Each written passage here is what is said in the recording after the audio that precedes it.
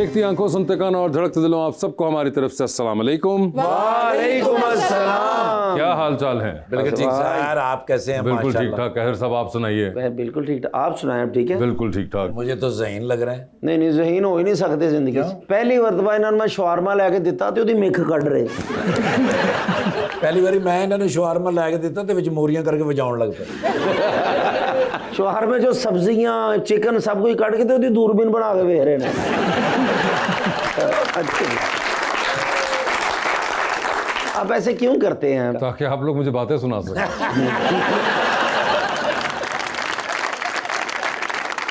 लीजिए बुलाते हैं अपने आज की पहली मेहमान को। पाकिस्तान मुस्लिम लीग नून की रुकन बनी है नेशनल असेंबली ऑफ पाकिस्तान के अंदर मोहतरमा Shumaila Rana.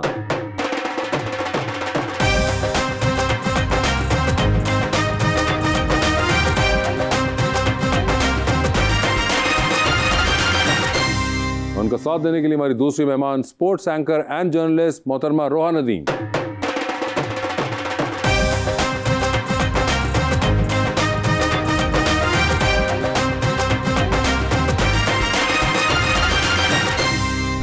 Welcome to the show ji. Shumaila Rana ji, बहुत शुक्रिया आपकी तशरीफ़ आवरी का। रोहा जी हमारे साथ पहले भी प्रोग्राम कर चुकी हैं, तो बड़ा अच्छा लग रहा है आप तशरीफ। एक बहुत ही प्यारा सा शेर है आपकी नज़र कि सारी दुनिया की निगाहों से बचा रखा है मैंने, महबूब तसव्वुर में छुपा रखा है, उसकी यादों के परिंदों को बिठाने के लिए दिल में एहसास का एक पेड़ उगा रखा है। ओए होए,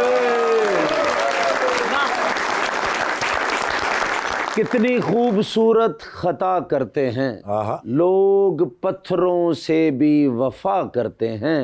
तुम तो जख्म देकर भूल जाते हो, हम तो चोट खाकर भी दुआ करते हैं। लगेगा। रोहा जी क्या हाल है आपके? बिल्कुल ठीक ठाक। आप कैसे हैं? बिल्कुल ठीक ठाक। आपको अब देखते हुए रहते हैं, आप अपना शो करती हैं and you do it very well and you been doing it for some time now. मुझे बताइए, जब आपने मास्टर्स किया था, you did it in mass comm? Yes. और उस वक्त वर यू प्लानिंग और हैड यू एवर थॉट कि आप ये कर रही होंगी? काफी टाइम से आई हैड एन आइडिया कि मैंने क्रिकेट में काम करना है, स्पोर्ट्स में काम करना है। और उस टाइम पे भी एक प्लान था कि वापस पाकिस्तान आना है, बिकॉज मैंने बाहर से मास्टर्स किया था यूके से। क्योंकि जाहिर है यहाँ पे लोग जिस तरह क्रिकेट को पसंद करते हैं, स्पोर्ट्स को पसंद करते हैं, तो मेरी हमेशा से यही ख्वाहिश थी कि मैं यहाँ पे आके काम करूँ। आपने बताया कि आपने अपना मास्टर्स कहाँ से किया था? Cardiff university. Cardiff university UK में। यूके में। तो यूके से याद आया, मैडम नून लीग का क्या हाल?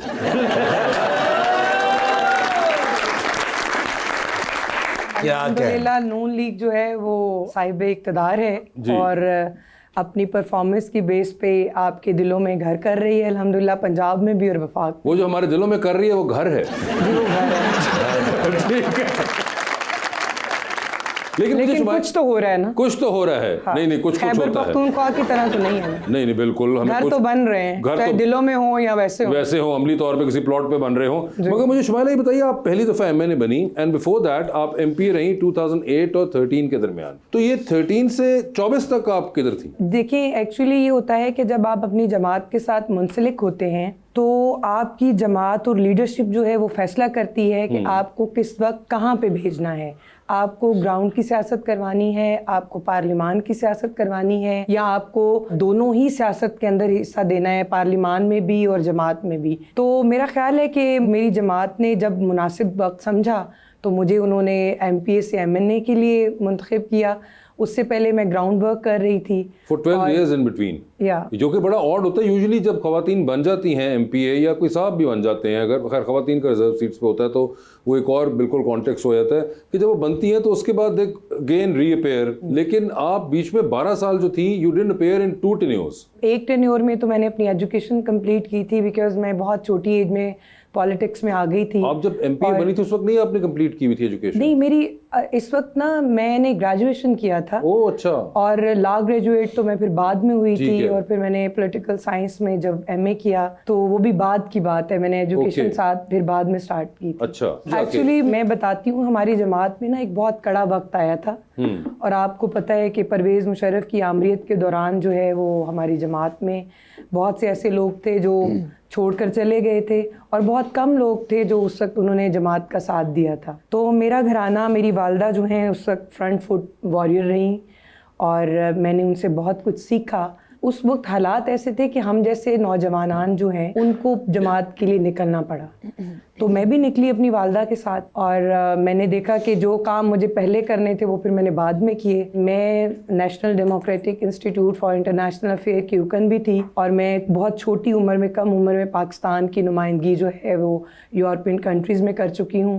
और हेग में हमें जो पाकिस्तान के कुछ चंद नौजवान को मौका मिला था पाकिस्तान की नुमाइंदगी करने का, तो उसमें हमने इशूज़ जो थे उस वक्त के और फ्री एंड फेयर इलेक्शन था और यूथ को किस तरह से स्ट्रेंथ मिल सकती है, वो प्रोग्राम्स के ऊपर हमने बात की। फिर आप माशाल्लाह दिलेर भी बहुत ज़्यादा हैं, सुना है, माशाल्लाह बहादुर भी हैं।